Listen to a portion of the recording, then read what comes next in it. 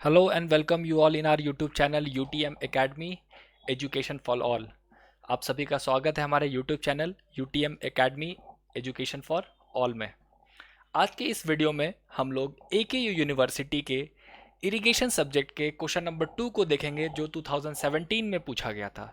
इस क्वेश्चन को डिस्कस करने से पहले अगर आप लोगों ने अभी तक हमारे चैनल को सब्सक्राइब नहीं किया है तो आप फटाफट सब्सक्राइब बटन पे क्लिक करें और बेल आइकन दबाएं ताकि आपको हमारे वीडियो के नोटिफिकेशन मिलते रहें, और साथ ही साथ लाइक बटन पे भी क्लिक करें इस वीडियो के और अपने दोस्तों को भी शेयर करें।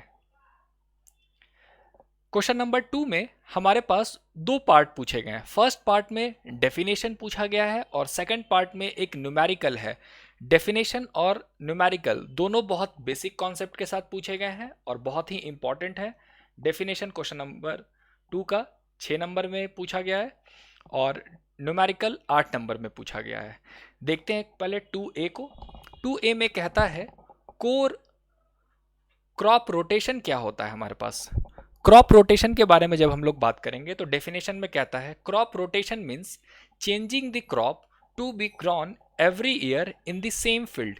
एक ही फील्ड में हमारे क्रॉप को रोटेट करके लगाना अलग एक ही साल में, उसको हम लोग कहते हैं क्रॉप रोटेशन। यानी कि एक हमारे पास खेत है, इस खेत में अलग अलग फसल लगाना, यही क्या कहलाता है, क्रॉप रोटेशन। ऐसा क्यों करते हैं? अगर एक ही फसल लगाएंगे तो उर्वरक क्षमता हमारे मिट्टी की खत्म हो जाएगी। सेकंड पॉइंट वही कह रहा है, if the same crop is grown every year in any field then since the same type of nutrients are consumed the soil became deficient in the nutrients. Soil में क्या होगी, न्यूट्रिएंट्स की कमी आ जाएगी। On the other hand if the different crops are grown in the same field then since different crops required different nutrients. अगर अलग अलग क्रॉप अलग अलग फसल हम लोग लगाएंगे तो अलग अलग फसल के लिए हमें अलग अलग न्यूट्रिएंट्स की ज़रूरत पड़ेगी। इससे क्या होगा कि एक बैलेंस मेंटेन होगा और हमारे मिट्टी की उर्वरक क्षमता यानी कि न्यूट्रिशन पावर मेंटेन रह जाएगी। तो ये आपके क्रॉप रोटेशन के नोट्स थे। अब हम लोग बात करते हैं रूट जोन की। रूट जोन में कहता है root zone depth is the depth within the soil profile that the crop root can be effectively extract water and nutrients from the soil for their growth. ठीक है, अगर मैं root zone की बात एक डायग्राम से help के आपको समझाने की कोशिश करूं तो ये हमारे पास अगर ग्राउंड लेवल है तो ग्राउंड लेवल के नीचे हमारे पास क्या होगा, पौधों का जड़ होगा। इस पौधों के जड़ को पानी चाहिए होगा ताकि हमारे पौधे या फसल बढ़ते चले जाएं। ठीक है, तो जितना डेप्थ हमारे पास रूट कवर कर रखा होगा इसी को हम लोग क्या कहेंगे, रूट जोन कहेंगे। रूट जोन कहेंगे। और याद रखना है इस रूट जोन में जो पानी कंज्यूम करता है, जो पानी उपयोग में लाता है हमारे पौधों का जड़, वो क्या कहलाता है, कैपिलरी वाटर। कैपिलरी वाटर वो क्या कहलाता है, capillary water. Root zone depth influence soil productivity significantly. ये सॉइल के प्रोडक्टिविटी को बहुत ज़्यादा इन्फ्लुएंस करता है रूट जोन डेप्थ। नेक्स्ट बात करते हैं हम लोग core watering and core period की।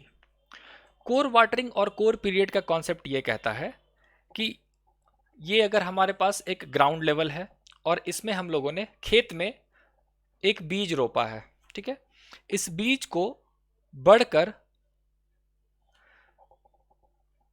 कुछ सेंटीमीटर हाइट तक ये जब ऊपर आ जाएगा तो उसके बाद जो वाटरिंग करते हैं उसको कोर वाटरिंग कहते हैं। फर्स्ट पॉइंट यही कहता है, the first watering after plant has grown a few centimetre height is known as kor watering. इसी को हम लोग क्या कहते हैं, कोर वाटरिंग कहते हैं।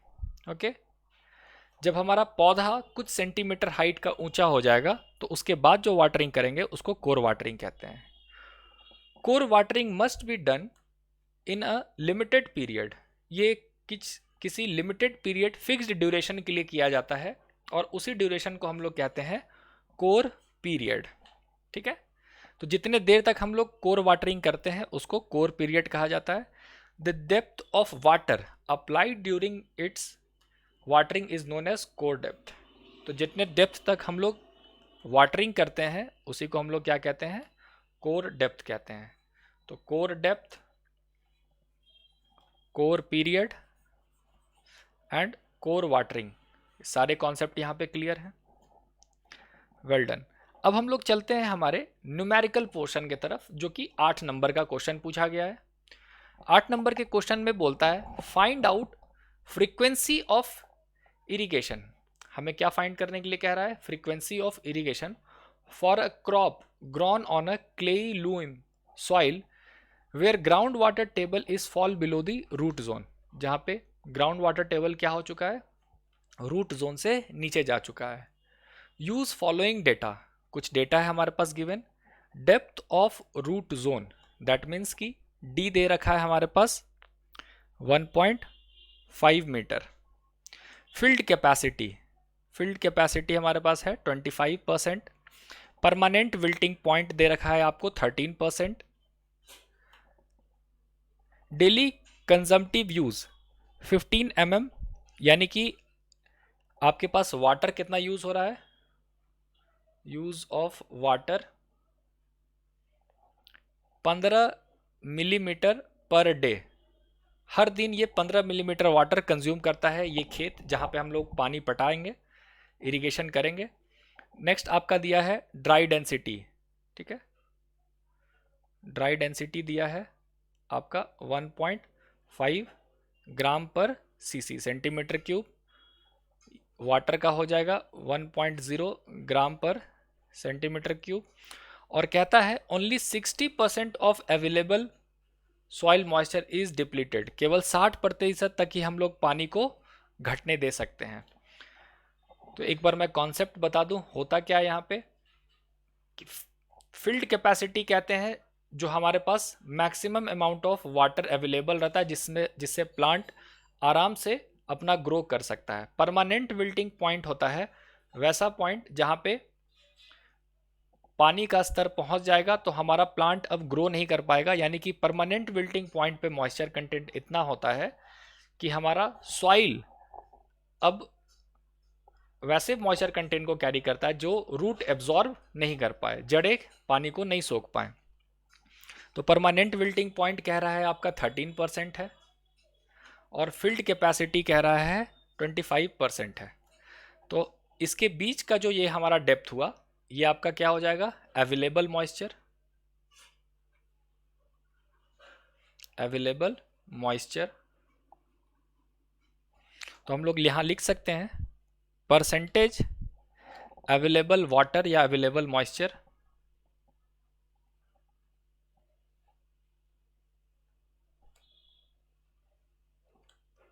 ठीक है, is equal to field capacity minus permanent wilting point. और ये कितना हो जाएगा, 25 माइनस 13 इज इक्वल टू 12%, ये 12% हो जाएगा। और क्वेश्चन में गिवन है कि percentage depletion allowed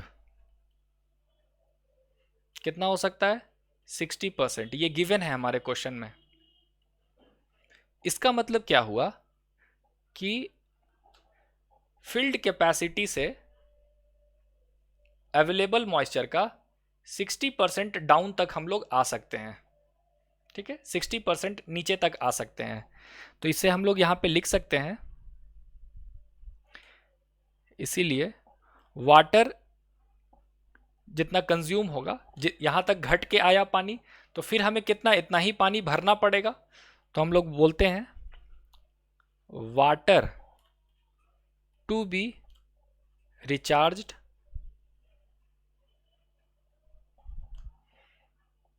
equal to 60%, that means 60/100 किसका, 12% का। 60/100 12% का, तो इसको हम लोग लिख सकते हैं 0.6 इंटू 12%। ठीक है। अब हमारे पास कहता है कि डेप्थ ऑफ वाटर बताओ कि कितना वाटर हम लोगों को दोबारा इसमें भरना पड़ेगा। तो डेप्थ ऑफ वाटर के लिए हमारे पास इक्वेशन है gamma d into percentage water to be recharged, percentage water to be recharged divided by gamma डब्लू। ठीक है, गामा डब्लू लिखा रहे या फिर रो डी लिखा रहे,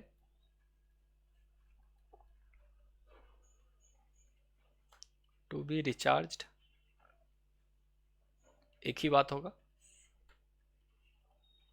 तो इस इक्वेशन में हम लोग सारे वैल्यूज को डालते हैं।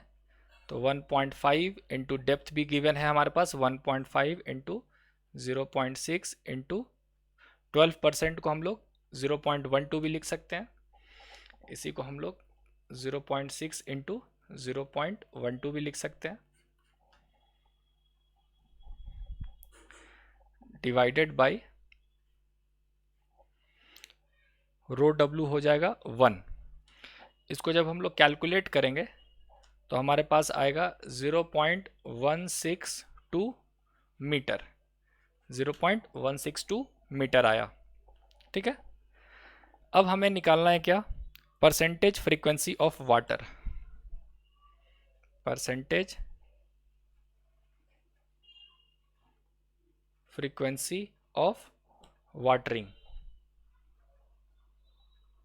फ्रीक्वेंसी ऑफ वाटरिंग निकालना है। फ्रीक्वेंसी ऑफ वाटरिंग का मतलब हुआ कि हम लोग कितने दिनों तक पानी प्रोवाइड करते रहेंगे, पानी देते रहेंगे। तो आपका आता है 162 मिलीमीटर हमें पानी प्रोवाइड करना है, और हर दिन कितने पानी का खर्च है, 15 मिलीमीटर प्रतिदिन। ठीक है, ये mm में है और ये mm पर डे में है। तो जब इसको कैलकुलेट करते हैं तो हमारे पास वैल्यू आता है 10.8 डेज। तो हम लोग कह सकते हैं तकरीबन 11 दिनों तक पानी की सिंचाई की जाएगी यहाँ पे। तो फ्रीक्वेंसी ऑफ वाटरिंग कितना होगा, 11 डेज होगा। तो इस तरीके से ये आपका कंप्लीट 8 मार्क्स का क्वेश्चन बनता है, जो है कि एक बहुत बेहतरीन क्वेश्चन है। अगर आपको कुछ और क्वेश्चंस या डिटेल चाहिए तो आप कमेंट बॉक्स पे लिख सकते हैं, या फिर आप हमारे ईमेल आईडी को यूज़ कर सकते हैं utmacademy4u@gmail.com पे, या फिर आप हमारे टेलीग्राम ग्रुप को भी ज्वाइन कर सकते हैं। ये रहा हमारे टेलीग्राम ग्रुप का लिंक। Thank you.